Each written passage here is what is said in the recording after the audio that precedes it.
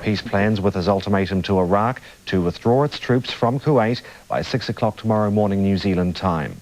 Bill Neely of ITN has been at the White House.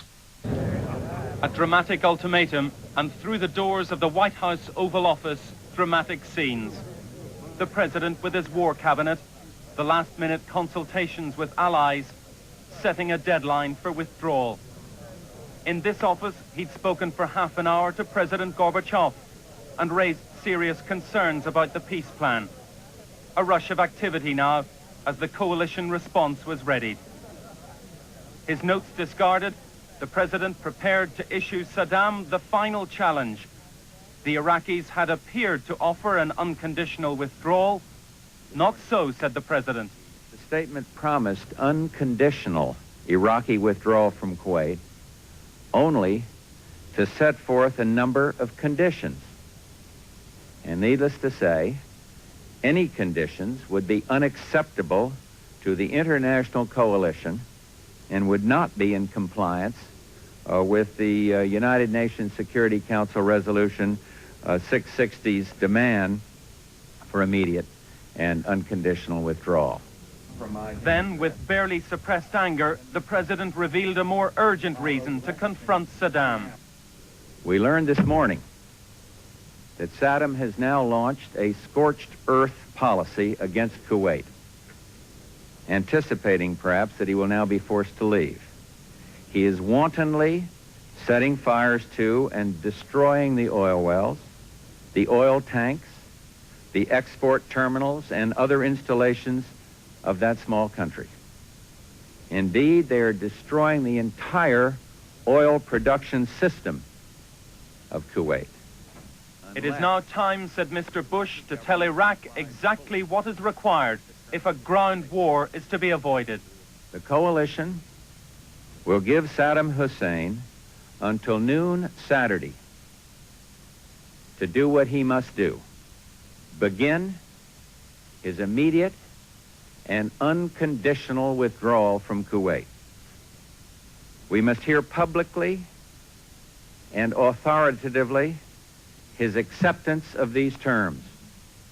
The statement to be released, as you will see, does just this and informs Saddam Hussein that he risks subjecting the Iraqi people to further hardship unless the Iraqi government complies fully with the terms of the statement.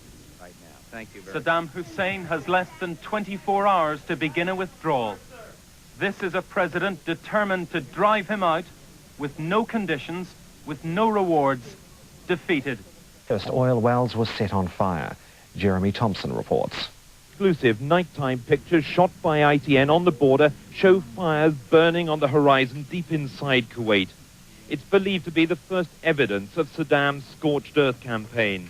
It's understood over 140 oil wells have now been set ablaze, a quarter of Kuwait's oil fields.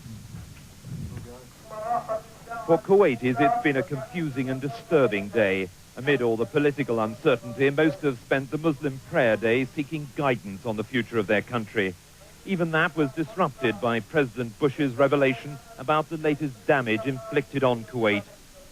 He mentioned very disturbing news to me, which is blowing up of all of Kuwait's oil fields, tanks, oil industry, and all of these things. So I'm really outraged of that. But when he mentioned the ultimatum, I was really relieved because I think at least now we know something is going to happen very soon. But what were the chances of Saddam accepting the ultimatum? I think it's 50-50. There is a possibility that he will withdraw. And there is another possibility, which is the other 50%, that he will not withdraw and we'll see the big thing happening and many Iraqi soldiers will be killed, unfortunately. Kuwaitis listened to President Bush's address in horror. That Saddam has now launched a scorched earth policy against Kuwait. They now face the prospect of liberating a homeland left in ruins.